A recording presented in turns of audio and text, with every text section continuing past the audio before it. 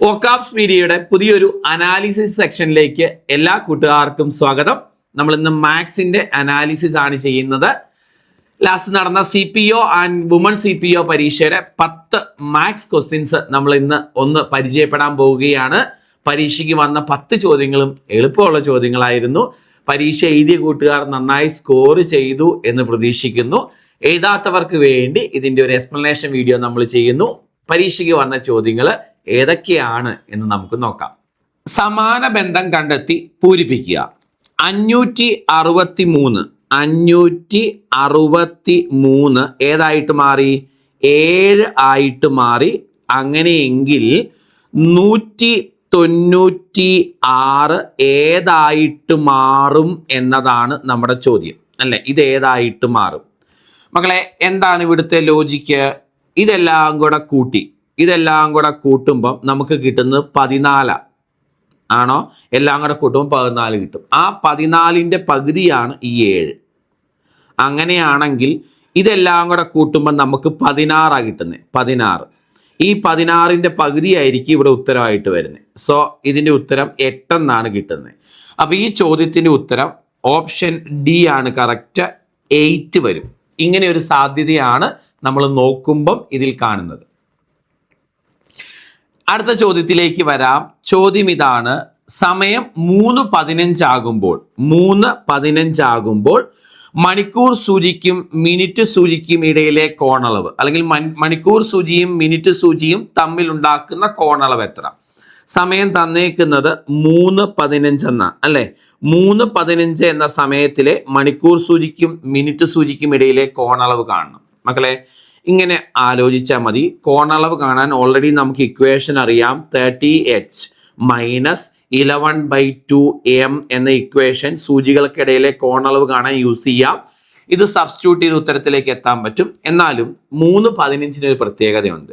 ഈ മണിക്കൂർ വാല്യൂവിന്റെ 5 ഇരട്ടിയാണ് മിനിറ്റ് വാല്യൂ എങ്കിൽ, ശ്രദ്ധിച്ചോണം, എപ്പോഴും ഓർക്കുക, മണിക്കൂർ വാല്യൂവിന്റെ 5 ഇരട്ടിയാണ് മിനിറ്റ് വാല്യൂ എങ്കിൽ മിനിറ്റിന്റെ പകുതിയായിരിക്കും ഇവ തമ്മിലുള്ള കോണളവ്. ഒന്ന് ഓർത്ത് വെച്ചോളുക. 15ന്റെ പകുതി 7.5 ഡിഗ്രി. കണ്ടോ? അപ്പൊ ഈ ചോദ്യത്തിന്റെ ഉത്തരം മനക്കണക്കായിട്ട് 7.5 ഡിഗ്രി എന്ന് പറയാം. ആൻസർ ഏതാണ്? ഓപ്ഷൻ ഡി ആണ് കറക്റ്റ്. ഒന്നും കൂടെ പറയാം. അതായത് ഞാൻ പറഞ്ഞ പോയിന്റ് ഇതാണ്: മണിക്കൂർ വാല്യൂവിന്റെ 5 ഇരട്ടിയാണ് മിനിറ്റ് വാല്യൂ എങ്കിൽ, മിനിറ്റിന്റെ പകുതി എടുക്കുന്നതായിരിക്കും അവ തമ്മിലുള്ള കോണളവ്. വേറെ 1-2 എക്സാമ്പിൾ എഴുതാനാണെങ്കിൽ നിങ്ങൾ ശ്രദ്ധിച്ചേ. 1-2 എക്സാമ്പിൾ ഞാൻ പറയാം. 6:30 മണിക്കൂർ വാല്യൂവിന്റെ 5 ഇരട്ടിയല്ലേ മിനിറ്റ് വാല്യൂ. ഇവ തമ്മിലുള്ള കോണളവ് 30ന്റെ പകുതിയായ 15 ഡിഗ്രിയാണ്. 4:20 എന്ന് പറയുമ്പോൾ മണിക്കൂർ വാല്യൂവിന്റെ 5 ഇരട്ടിയല്ലേ മിനിറ്റ് വാല്യൂ, ആണോ? അപ്പം മിനിറ്റിന്റെ പകുതി 20ന്റെ പകുതി 10 ഡിഗ്രി ആയിരിക്കും കോണളവ്. കണ്ടോ? 7:35 എന്ന് പറഞ്ഞാൽ മണിക്കൂർ വാല്യൂവിന്റെ 5 ഇരട്ടിയല്ലേ മിനിറ്റ് വാല്യൂ. അപ്പം 35ന്റെ പകുതി 17.5 ആയിരിക്കും ഇവ തമ്മിലുള്ള കോണളവ്. ഒന്ന് ഓർത്ത് വെച്ചോട്ടോ. മുന്നോട്ട് പോവാം. നെക്സ്റ്റ് ചോദ്യം: 20ന്റെ 16 2/3 എത്ര? Yes, okay. ചോദ്യം 20ന്റെ, അല്ലേ? 20ന്റെ എത്ര ശതമാനമാണ് കാണണ്ടേ? 20ന്റെ 16 2/3 എത്ര? 16 2/3 എത്ര? ഈ മക്കളെ, ഒരു സംഖ്യയുടെ ഇവിടെ 16 2/3 കാണാൻ ചോദിച്ചേക്കുന്നത്. 20ന്റെ 16 2/3. ഏതൊരു സംഖ്യയുടെയും 16 2/3 കാണാൻ ചോദിച്ചാൽ ആ സംഖ്യേനെ ഇൻറ്റു 1/6 ചെയ്താൽ മതി. ഇതൊന്ന് കാണാതെ പഠിക്കണം. ഇത് ഒരു തവണയല്ല, പലതവണ ചോദിച്ചിട്ടുണ്ട്. ഒരു സംഖ്യയുടെ 16 2/3 കാണാൻ വന്നാൽ ആ സംഖ്യേനെ 1/6 കൊണ്ട് ഗുണിച്ച ഉത്തരം കിട്ടും.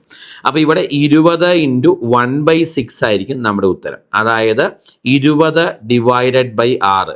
20 ഡിവൈഡഡ് ബൈ 6 എന്ന് പറഞ്ഞാൽ 10 ഡിവൈഡഡ് ബൈ 3. 20 ഡിവൈഡഡ് ബൈ 6 എന്ന് പറഞ്ഞാൽ 10 ഡിവൈഡഡ് ബൈ 3 ആണോ? നമ്മുടെ ആൻസർ ഓപ്ഷൻ എ ആണ്, 10 ഡിവൈഡഡ് ബൈ 3. ഓർത്ത് വെക്കണേ, ഒരു സംഖ്യയുടെ 16 2/3 കാണാൻ ആ സംഖ്യേനെ ഏതുകൊണ്ട് ഗുണിക്കണം? 1/6 കൊണ്ട് ഗുണിക്കണം. അപ്പൊ നിങ്ങൾ ചോദിക്കും, ഇതുപോലെ വേറെ പഠിക്കാനുള്ളതുണ്ടോ എന്ന്. ഉണ്ട് മക്കളെ, ഇതുപോലെ വേറെ പഠിക്കാനുണ്ട്. ഒരു സംഖ്യയുടെ 33 കാണാൻ ചോദിച്ചാൽ 33 കാണാൻ ചോദിച്ചാൽ ആ സംഖ്യ ഇൻറ്റു 1/3 ചെയ്താൽ മതി. ഓക്കെ. ഒരു സംഖ്യയുടെ 66 കാണാൻ ചോദിച്ചാൽ 66 കാണാൻ ചോദിച്ചാൽ ആ സംഖ്യ ഇൻറ്റു 2/3 ചെയ്താൽ മതി. ഒരു സംഖ്യയുടെ 11/9 കാണാൻ ചോദിച്ചാൽ 11/9 കാണാൻ ചോദിച്ചാൽ ആ സംഖ്യ ഇൻറ്റു 1/9 ചെയ്താൽ മതി. ഇതൊക്കെ ഒന്ന് പഠിച്ചു വെക്കണേ.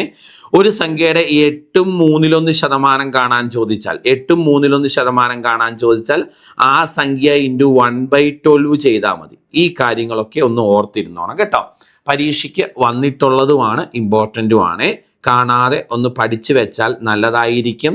കൺവേർട്ട് ചെയ്യുന്ന സമയം നമുക്ക് ലാഭമാക്കി എടുക്കാൻ പറ്റും. ഓക്കെ, നെക്സ്റ്റ് ചോദ്യത്തിലേക്ക് വരുന്നു നമ്മൾ. അടുത്ത ചോദ്യം ബോട്ട് മാസിൻ്റെ ക്വസ്റ്റ്യൻ ആണ്. എളുപ്പമുള്ള ചോദ്യം അല്ലേ. 14 + 6 ഡിവൈഡഡ് ബൈ 2 ആണോ ഇൻറ്റു 4 മൈനസ് 3. ഇതിൻ്റെ ഉത്തരം കാണണം. ആണോ മക്കളെ? 6 ഡിവൈഡഡ് ബൈ 2 എന്ന് പറഞ്ഞാൽ 3 ആണ്. ആണോ?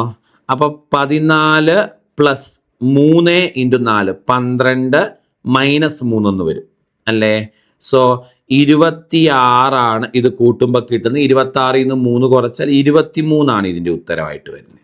എളുപ്പമുള്ള ചോദ്യം 23, ഓപ്ഷൻ സി കറക്റ്റ് ഉത്തരം. അടുത്തത് ചെയ്താലോ? അടുത്ത ചോദ്യത്തിലേക്ക്. 20 ആളുകൾ 30 ദിവസം കൊണ്ട് ചെയ്യുന്ന ഒരു ജോലി 25 ദിവസം കൊണ്ട് ചെയ്തു തീർക്കാൻ ഇനി എത്ര ആളുകൾ കൂടി വേണം? ശ്രദ്ധിക്കണേ, ഇനി എത്ര ആളുകൾ വേണമെന്ന, അല്ലെങ്കിൽ എത്ര ആളുകൾ ആകെ വേണം എന്നല്ല. ഓക്കെ, ചോദ്യം 20 ആളുകൾ 30 ദിവസം കൊണ്ട് തീർക്കുന്ന ഒരു ജോലി 30 ദിവസം കൊണ്ട് തീർക്കുന്ന ഒരു ജോലി എത്ര ദിവസം കൊണ്ട് തീർക്കാൻ? 25 ദിവസം കൊണ്ട് തീർക്കാൻ 25 ദിവസം കൊണ്ട് തീർക്കാൻ എത്ര ആളുകൾ വേണ്ടി വരും എന്നാദ്യം കണ്ടുപിടിക്കാം അല്ലേ. ഇത്തരം ചോദ്യങ്ങൾ ചെയ്യാൻ നേരെ അല്ലേ ഗുണിക്കണ്ടേ. 20 × 30 ഡിവൈഡഡ് ബൈ 25 നമ്മുടെ ഉത്തരവായിട്ട് വരുന്നത്. ആണോ? 20 × 30 ഡിവൈഡഡ് ബൈ 25. നമുക്ക് 5 വെച്ച് വെട്ടിക്കളഞ്ഞാലോ? ഇത് 5 തവണ, 5 വെച്ച് വെട്ടിക്കളഞ്ഞാൽ ഇത് 4 തവണ. ശരിയല്ലേ മക്കളെ? ഇനി 5ഉം 30ഉം കൂടെ വെട്ടിക്കളഞ്ഞാലോ? 6 തവണ. 6 4 24 കിട്ടും. 6 4 24. 24 ആളുകൾ വേണമെന്ന് കിട്ടും. 24 ആളുകൾ വേണം 25 ദിവസം കൊണ്ട് തീരാൻ. അപ്പോൾ ചോദ്യം എത്ര ആളുകൾ കൂടുതൽ വേണം എന്നാ. ഓൾറെഡി 20 ആളുകളുണ്ട്. 24 ആളുകൾ ഉണ്ടെങ്കിലേ അത് 25 ദിവസം കൊണ്ട് തീരത്തുള്ളൂ. അപ്പോൾ കൂടുതലായി വേണ്ടത് 4 ആളുകളാണ്. കൂടുതലായി വേണ്ടത് 4 ആളുകളാണ്. അടുത്ത ചോദ്യം 4⁻x = 256 ആയാൽ എക്സിൻ്റെ വില കാണണം അല്ലേ. അപ്പോൾ 256 എന്ന് പറഞ്ഞാൽ 4 എത്രയാണെന്ന് നോക്കിയാൽ പോരെ. ഞാൻ 256നെ 4 കൊണ്ട് ഫാക്ടറൈസ് ചെയ്യുക. ഓക്കെ, 4 6 4 24, ബാക്കി 16ൽ 4 64 കിട്ടും. വീണ്ടും 4 കൊണ്ട് എത്ര കിട്ടും മക്കളെ? 6ൽ 1 24ൽ 6. വീണ്ടും 4 കൊണ്ട് 4. ശരിയാണോ? അപ്പോൾ എനിക്ക് മനസ്സിലായി 256 എന്ന് പറഞ്ഞാൽ 4 × 4 × 4 × 4. അതായത് 4⁻x = 256 4⁻4 ആണ്. അപ്പോൾ താഴ്വശം ഒരേപോലെയാണെങ്കിൽ മുകൾ വശം ഒരേപോലെ ആവണം. അപ്പോൾ x = 4ന് തുല്യമായിരിക്കണം. Okay, answer option D correct. അടുത്ത ചോദ്യം ഡൽഹിയുടെ കോഡ് തന്നിട്ടുണ്ട്. യെസ്, ഡൽഹിയുടെ കോഡ് അവർ തന്നേക്കുന്നത് എന്തെന്നാ മക്കളെ?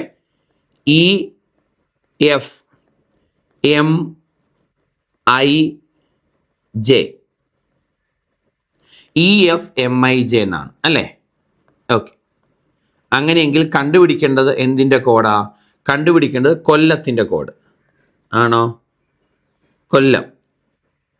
കൊല്ലത്തിൻ്റെ കോഡ് കണ്ടുപിടിക്കും. ശരി, ഡി എന്ന് പറഞ്ഞാൽ 4ാമത്തേതാ, ഇ എന്ന് പറഞ്ഞാൽ 5ാമത്തെ ലെറ്ററാ, ഇ 5ാമത്തെ ലെറ്ററാ, എഫ് 6ാമത്തെ ലെറ്ററാ, എൽ 12ാമത്തെ ലെറ്ററാ, എം 13ാമത്തെ ലെറ്ററാ, എച്ച് 8ാമത്തെ ലെറ്റർ, ഐ 9ാമത്തെ ലെറ്റർ. ശരി, ഐ 9ാമത്തെ ലെറ്റർ, ജെ 10ാമത്തെ ലെറ്റർ. എന്താ സംഭവിക്കുന്നത്? ഇതിൽ ഓരോന്നിൻ്റെയും കൂടെ ഒന്ന് കൂട്ടുന്നതാണ് കോഡ് അല്ലേ? അപ്പോൾ ഇവിടെ ഓരോന്നിൻ്റെയും കൂടെ ഒന്ന് കൂട്ടി എഴുതിയ ഉത്തരം കിട്ടും. കെ 11 അല്ലേ? 11 ഒന്ന് കൂട്ടിയാൽ 12, 12 എൽ അല്ലേ? ഓക്കെ. ഓ 15 അല്ലേ? ഒന്ന് കൂട്ടിയാൽ 16, 16 എന്ന് പറഞ്ഞാൽ പി അല്ലേ? ഓക്കെ. അപ്പോൾ എൽ പിയിൽ തുടങ്ങുന്ന ഓപ്ഷൻ ഒരെണ്ണേ ഉള്ളൂ. അപ്പോൾ ബാക്കി ചെയ്ത് വെറുതെ സമയം കളയേണ്ട ആവശ്യമില്ല. മുന്നോട്ട് അടുത്ത ചോദ്യം. ഒരു ഗ്രൂപ്പിലെ 20 പേരുടെ ശരാശരി വയസ്സ് 25 പുതുതായി 3 ആളുകൾ കൂടി ചേർന്നതോടെ ശരാശരിയിൽ 2 വർഷത്തിന് വർധന ഉണ്ടായി. പുതുതായി വന്ന 3 ആളുകളുടെ ആകെ വയസ്സ് എത്ര? ശരിയല്ലേ മക്കളെ? അപ്പം 20 പേരുടെ ശരാശരി വയസ്സ് 25 തന്നിട്ടുണ്ട്. 20 പേരുടെ ശരാശരി വയസ്സ് 25 ആണെങ്കിൽ 20 പേരുടെ ആകെ വയസ്സ് 20 × 25 500 കിട്ടും. ആണോ? 20 പേരുടെ ശരാശരി വയസ്സ് 25 ആണെങ്കിൽ 20 പേരുടെ ആകെ വയസ്സ് 500. ഓക്കെ. ഇനി 3 ആളുകളും കൂടെ വന്നു, അപ്പോൾ 23 പേരായി. ആണോ?